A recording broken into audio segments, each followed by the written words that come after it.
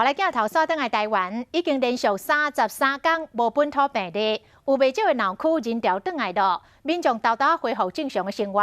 但是感染科的医师讲，虽然疫情有较稳定，也毋过第一线的医疗诊所也是爱真斟酌，因为要摆除有这个无镜头的患者，可能都藏伫个社区内底。世界卫生组织嘛来提出着警告，讲这个新冠病毒恐惊会甲人类永远共存。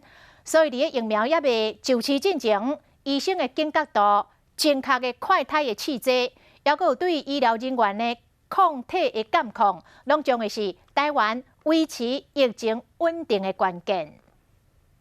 难得出现的世界人潮，排队的情形嘛，足久无看啊。32天无本土病例，闹区未过空无半个人。但是新型冠状病毒嘛是互人未放心，社区小可甲警觉心放较松咧。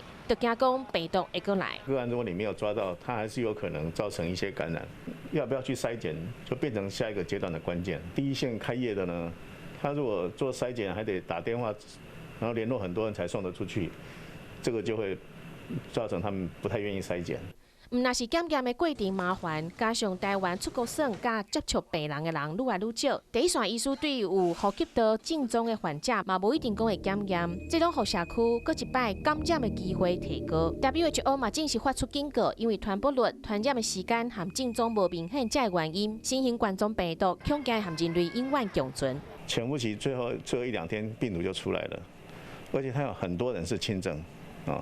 这些使得这个病毒就跟流感病毒一样，跟人类共存。那我们现在希望的是，它不要跟流感一样，每年变得那么快。可以当有更加方便、精准的快速检验试剂，对医疗人员的抗体监测。医师表示，疫苗还未出现进前，这个超前部署，拢会是维持社区稳定的关键。